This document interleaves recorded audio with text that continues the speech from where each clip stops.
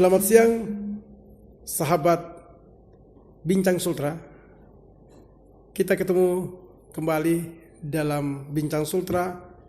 Sekali lagi, kita dalam rangka bagaimana memberikan literasi kepada masyarakat Sulawesi Tenggara dan masyarakat dunia, apa-apa saja yang telah dilaksanakan pemerintah Provinsi Sulawesi Tenggara dalam rangka membangun stabilitas negara kita, daerah kita menjadi daerah yang makmur, sejahtera, dan damai sentosa. Baik, sahabat, kita dalam waktu dekat, tepatnya di bulan 2 tahun 2024, akan melangsungkan pilcaleg, dan kemudian di bulan 10-nya kita akan melakukan pilkada serentak. Nah, terkait ini tentunya Sulawesi Tenggara ini menjadi salah satu daerah atau provinsi yang akan melaksanakan atau mengawal Republik ini untuk pelaksanaan pilkada serentak dan pilkada serentak tanpa ada gangguan dan sukses selalu. Oleh sebab itu, hari ini saya hadirkan narasumber yang memang di bidang itu ditangani. Kadis Kesbang Pol Provinsi Sulawesi Tenggara, Dr. Harmin Rambah, kakanda saya, senior saya. Selamat siang Pak Hanbri, Bang Harmin aja ya. Pak Harmin, selamat siang Pak Ridwan. Luar biasa. Kadis Koninfo Provinsi. Siap, Kanda. Kadis yang ganteng. Amin. Jadi kakanda saya pemirsa, sahabat saya dan kakanda saya dan mitra saya, beliau ini sudah malang melintang di dunia birokrasi. Beliau bahkan pernah menjadi kandidat untuk bupati di salah satu kabupaten di Sulawesi Tenggara. Kita doakan semoga beliau bisa menjadi di masa nanti penawartinya bisa menjadi salah satu kandidat gubernur bupati di Sulawesi Tenggara. Amin. Untuk mensejahterakan ya, Pak Rahmat. Amin. Okay. Baik, hari ini kita berbincang terkait bagaimana sebelum pilkada serentak, bagaimana pemilu yang serentak akan dilaksanakan. Namun sebelumnya, mungkin lebih afdol kalau kita dengar sedikit terkait profil dari Pak Harmin Rambah atau Bang Harmin. Silakan Bang Harmin.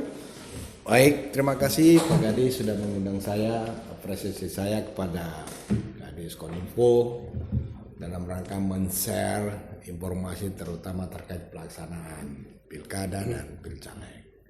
Karena agenda nasional kita ini ada dua hal yang kita akan menghadapi. Yang pertama adalah pilcaleg sendiri tahun 2024 pada Februari. Kemudian pilkada 2024 November atau September. Itu ada dua asumsi sampai sekarang. Oh, bulan 11 atau bulan 9 atau bulan 11.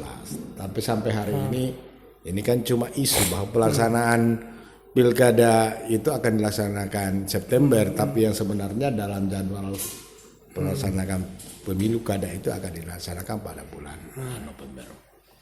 Baik tadi Pak Kadis. Ya, mungkin cerita dulu singkatnya beliau seperti apa sebelum jadi Kadis Kesbang.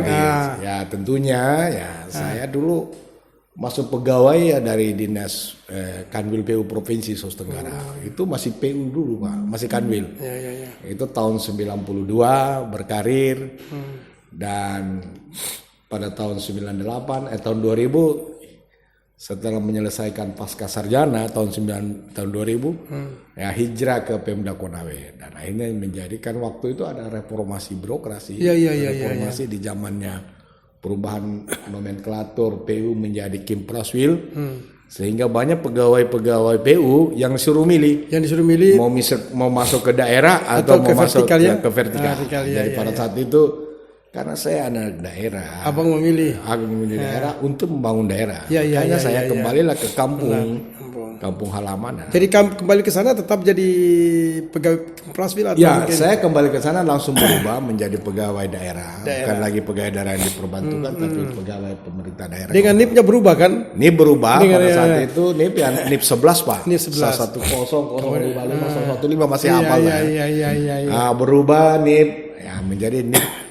daerah yang sampai sekarang yang kita gunakan ini. Nah, di Konawe saya berkarir mulai dari tahun 2000, mulai dari kepala seksi di kelurahan, masuk kepala seksi di Bapeda, setelah jadi kepala seksi jadi kepala bidang di Bapeda, cukup lama kepala bidang. Berapa tahun ya? 5 tahun jadi kepala bidang, kemudian setelah itu Pak Bupati mengangkat saya jadi camat di Abuki selama kurang lebih 3,5 tahun. Setelah jadi camat, bupati tarik lagi saya menjadi kabak umum di Setda. Setelah kabak umum dimutasi lagi ke kepala bagian lingkungan hidup di sekretariat daerah juga. Nah, setelah itu tahun 2013 hijrah lagi ke provinsi. Masuk ke provinsi dan diberi amanah selaku kepala bidang Pispra di Bapeda provinsi selama 5 tahun, Pak. 5 tahun luar biasa ya. Tahun 2017 ikut asesmen menjadi biro kerjasama dan alhamdulillah dilantik kepala biro kerjasama. Kepala biro kerjasama dan komunikasi publik. Selama 2 tahun ya. Selama 2 tahun. 2 tahun. Dan tahun 2020 dimutasi menjadi staf ahli gubernur. Karena lebur kan itu hari? Ya dilebur. Ya. Kenapa dilebur dari kepala biro kerjasama dan komunikasi publik dilebur menjadi biro administrasi pimpinan. Kemudian kami dipindahkan menjadi staf ahli gubernur bidang ekonomi, keuangan dan pembangunan. Dan di bulan Februari kemarin, alhamdulillah Pak Gubernur mempercayakan kami menjadi kepala Kesbangpol Provinsi Tenggara. Jadi Bang, saya dengar tadi singkat riwayat ya karir ke Abang, memang Pak Gubernur tidak salah menempatkan Abang di situ karena tracknya Abang memang dari kelurahan sampai dengan masalah-masalah kebijakan-kebijakan yang Bapak kelola. Karena terkait Kesbangpol itu multidimensi, tugas saya. Dia membidangi Polisos Bukham kan. Iya, betul. Semua yang dia kelola. Ya. Nah, oke, kita keluar dari situ ya. Saya luar biasa apresiasi apa yang peran Kakanda, abang saya ini dalam membangun Sulawesi Tenggara ini dengan memilih masuk ke daerah, bukan ke vertikal. Oh iya, karena sudah memang niat saya. Seandainya kalau ke vertikal kan menjadi kepala Kakandil ya. Tapi karena kita butuh bangun daerah maka kita pilih. Meninggalkan apa namanya? Meninggalkan vertikal, apalagi pada saat itu PU Pak. Ya, betul. Jadi saya kira baik kan Pak? Ya, terkait ini yang lagi tren hari ini kita bicara terkait 2024. Ya. Kita tahu bersama Indonesia ini akan menjadi ajang. Ya ajang boleh saya katakan kalau ada SEA Games kita ini sudah ajang juara nasional dalam rangka pilcaleg dan pilkada serentak. Iya benar. Dikatakan serentak karena seluruh kepala daerah itu akan ditentukan di 2024. Ya. Apakah dia di 2006 tetap diseleksi pada 2024? Ya. Terkait ini strategi apa yang disiapkan strategi untuk menangkal kendala apa yang disiapkan oleh Kesbangpol dalam rangka mensiasati 2 agenda yang bersamaan. Ya. Jadi gini, terkait dengan dalam rangka ini agenda nasional kita ini yaitu pilcaleg maupun pilkada yang dalam waktu singkat ini pilcaleg kemarin sudah ada pendaftarannya secara serentak di parpol ke KPU baik kabupaten maupun provinsi maupun pusat itu sudah terjadi. Kita di Kesbangpol memang sudah menyiapkan strategi pertama kita itu adalah kita melakukan deteksi dini terhadap isu-isu yang berkembang di masyarakat. Ya, di masyarakat tahu ini isu banyak berseliweran. Hasil deteksi dini itu kita melakukan DES-nya. Bisa dikonkretkan seperti apa yang ditemukan setelah deteksi dini? Ya, seperti deteksi dini satu. Di masyarakat itu kan berkembang. Contoh. Saya kasih konkret contoh, katakanlah di masyarakat ini berkembang terkait dengan pilkada. Iya. Adanya pemetaan antara daerah kepulauan dan daratan. Ya, isu itu ya. Adanya isu itu. Isu SARA. Isu suku, agama. Itu sangat. Nah, bagaimana cara menetralisir ini? Sederhana aja bagaimana? Ya, karena ini sudah kewenangannya dari Kesbangpol ini. Ya, cara menetralisir kita ya tadi itu secara kita sering melakukan sosialisasi juga. Kita lakukan sosialisasi. Bintek supervisi sampai ke lapangan. Ya. Makanya kita membentuk namanya Des Pilkada. Des Pilkada. Itu Des Pilkada seperti apa itu?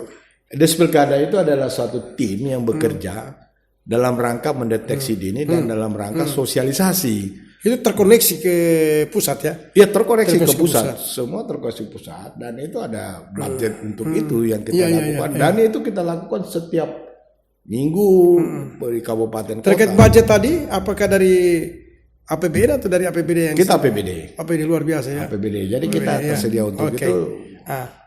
Sejalan dengan itu kan kita tahu bersama bahwa sebelumnya itu 2021 Mendagri telah mengeluarkan surat ya, nomor 900 ya, garing 545 terkait politik dan pilkada ini, pilkada serentak ya. Di situ jelas sekali ditegaskan oleh Mendagri adalah bagaimana dukungan sukseskan pemilu dan pilkada serentak. Bentuk kesiapan kita untuk mensukseskan seperti apa di Provinsi Sulawesi Tenggara? Apakah gubernur dan wakil gubernur ini telah siap untuk mendukung kerja-kerja dari Dinas Kesbang? Ya, makasih Pak Kadis. Sekira itu sejak terbitnya surat 900 garing 545 terkait pemilu kada dan pilkada itu secara implisit itu sudah mengatakan bahwa pemerintah pada daerah wajib mensupport terhadap pelaksanaan pilkada. Itu kata-kata wajib. Itu kan artinya wajib. Kemudian ditindaklanjuti oleh surat yang terakhir kemarin 91 Maret tahun 2024 terkait dengan penegasan terhadap pemerintah daerah terkait dengan pelaksanaan pilcaleg dan pilkada terutama pada kebijakan alokasi anggaran. Alokasi anggaran. Itu yang perlu terutama kan. Kita ketahui kan ini masyarakat ini tahu yang mana sih yang dibiayai pemerintah daerah, yang mana sih yang dibiayai APBN. Yang namanya pilcaleg itu pure semua total APBN. Yang pilkada itulah yang dibiayai oleh pemerintah daerah, sharing dengan pemerintah kabupaten. Nah, itu biayanya. Berarti untuk pilcaleg itu memang sudah pure untuk pemerintah pusat. Sementara kita untuk pilkada itu adalah pemerintah daerah, provinsi dan maupun kota. kabupaten. Saling sharing. Namanya sharing fund. Mari surat nomor 91 Maret 2024 itu sudah menegaskan bahwa kita diberi ruang 40-60. 40 dari pemerintah daerah? Kita 40 dari pemerintah daerah, 60 dari pemerintah pusat. Oh, luar biasa. Jadi 60-40. Berarti ada intervensi anggaran juga untuk pilkada di pemerintah pusat? Ada. Jadi 60% anggaran dari pelaksanaan pilkada itu 60%. Kalau untuk pilcaleg sama sekali tidak ada intervensi dari Pemda? Saya kira itu tidak ada, itu pure adalah APBN, sedangkan pilkada itu kita dikasih sharing 60-40. Jadi anggaran 40% itu wajib disiapkan. Jadi Bang Harmin, saya langsung mengerucut. Kesanggupan pemerintah lah, Bapak Gubernur dan Wakil Gubernur dalam memberikan menggelontorkan dana, bisa nggak dibocor-bocorin di teman-teman media sini? Saya kira kemarin kan kita sudah asistensi akhir ya. Berapa yang disiapkan oleh pemerintah provinsi sesuai kebutuhan dari KPU? Ya, kemarin hasil asistensi kita kurang lebih 200 dan Pemprov siap. Pemprov siap. Luar biasa. Karena fiskal daerah kita cukup bagus. Intinya bahwa di tengah inflasi ini Sulawesi Tenggara ternyata nggak ada masalah ya. Nggak ada masalah karena memang di pertumbuhan ekonomi kita kan tumbuh di 5,6%. Pertumbuhan ekonomi itu didukung dengan stabilitas negara, stabilitas ekonomi, stabilitas daerah. Iya, artinya kalau kendati pun mungkin ada suara-suara sumbat, tapi kan kita ini gejolaknya masih gejolak kecil, masih batas toleransi, tidak mengganggu. Ini kan peran juga dari teman-teman Diskomin di Kesbangpol. Ini fungsi Kesbangpol ya bagaimana deteksi dini dan menangkap isu. Apa memang ada dukungan dari stakeholder lain? Misalnya ke Sebinda, ke Horem atau apa? Oh itu penting ya. Memang dukungan mereka sangat bermitra, terutama dari teman-teman dari BIN, dari BAIS, dari TNI, dari Polda itu satu mitra yang terkait untuk bersama-sama bagaimana membangun stabilitas. Saya dengar katanya bahwa ini isu-isu ya yang berkembang bahwa di era kita ya ini saat ini gubernur dan wakil gubernur aman, bahwa stakeholder kita ya Forkopimda itu kita sangat guyup. Kita membangun mulai dari kepala daerah sampai dengan kepala dinas dengan stakeholder itu kita membangun sangat guyup, sangat akrab sehingga dalam rangka koordinasi kemitraan itu memudahkan, mencairkan suasana. Gitu ya. Betul. Dan itu sebenarnya persoalannya kan hanya komunikasi. Ya bagaimana menerjemahkan komunikasi pimpinan terhadap mitra kita menerjemahkan dengan baik. Jadi sehingga aman lah daerah ini, Bung. Nah, bocorin dong. Berapa anggaran? 200 juta lebih ya? 200 kurang lebih 250 miliar. Yang dibutuhkan oleh KPU ya? Yang dibutuhkan oleh luar KPU. biasa. Dan itu ada sharing nanti Baik. dari pemerintah kabupaten. Baik, ada isu beberapa minggu terakhir ini terkait pilkada ini kan sudah dimulai putaran pendaftaran. Ya. Ada isu bahwa 14 hari pendaftaran, maka kepala daerah, wakil kepala daerah yang ikut dalam pilcaleg harus mengundurkan diri. Apakah isu ini benar sesuai dengan aturan regulasi dan seterusnya? Ya, ini menarik sekali, makanya Ya. izin Pak Kades ya, Ya. saya harus lihat kisi-kisi. Iya, haruslah karena ini Kenapa regulasi. ini kalau bicara ini salah kalau sebenarnya dasarnya adalah PKPU nomor 10. PKPU ya. Jadi PKPU itu nomor 10 Nomor 10 sudah tahun tahun 2023. Ya. Ia mengatur tentang pencalonan anggota Dewan Perwakilan Rakyat Daerah, Provinsi, dan Dewan Perwakilan Rakyat Daerah Kabupaten Kota. Ini PKPU nomor 10 tahun 2023. Terkait pertanyaan Bun Ridwan tadi terkait dengan penggunaan diri seorang kepala daerah, itu sebenarnya sudah diatur. Diatur dalam pasal 12 ayat 6 itu mengatakan gini. Mengundurkan diri dan tidak dapat artinya setiap kepala daerah, wakil kepala daerah, ASN, pejabat BUMN atau pejabat lainnya yang menggunakan dana negara atau dana APBN atau APBD, kalau dia mengajukan pencalonan sebagai bupati, gubernur, wakil gubernur, wajib mengundurkan diri. Itu sudah jelas di pasal 12 ayat 6. Ya. Tapi dalam konteks mengundurkan diri itu dinyatakan dalam bentuk surat pengunduran diri. Nah, pertanyaannya sekarang kan Bung Kadis mengatakan bahwa apakah 14 hari setelah itu ini itu sudah dikatakan bahwa ya dalam pasal 14 sudah jelas mengatakan bahwa nanti dinyatakan bahwa seorang kepala daerah atau wakil kepala yang sudah menjabat menjadi ditetapkan sebagai caleg atau sebagai kepala daerah baru mundur diri. Dengan disahkannya surat pemberhentian dari instansi yang berwenang. Berarti artinya surat pernyataan pengunduran diri ini belum menjadi sebuah legal standing untuk mundur diri. Ya. Tetapi itu hanya surat pernyataan ketika mereka sudah dinyatakan secara ikrar bahwa mereka ditetapkan sebagai calon anggota DPR atau calon bupati, gubernur, maka dia mundurkan diri. Ya. Berarti isu 14 hari itu tidak benar, Bang? Sebenarnya isu 14 hari ini maksudnya tergantung konteksnya. Konteksnya ya. Artinya begini, saya mau katakan begini. Karena di dalam pasal 14 ayat 3 mengatakan bakal calon harus menyampaikan keputusan pemberhentian sebagaimana dibahas pada ayat 1 paling lambat sampai batas akhir masa pencermatan rancangan DCT daftar calon tetap, bukan di 14 hari setelah pendaftaran DCS. Ini pemirsa kita saya tekankan stressing dengan pemirsa. Pemirsa, jadi untuk kita berikan literasi hari ini saya sengaja hadirkan yang memang narasumber yang ahli di bidang situ, Pak abang saya Harmin Ramba selaku Kadis Kesbangpol, yang secara jelas ya bahwa 14 hari itu benar tetapi sifatnya kondisional. Maksudnya nanti kalau sudah ditetapkan sebagai calon tetap, maka dia 14 hari harus mundur.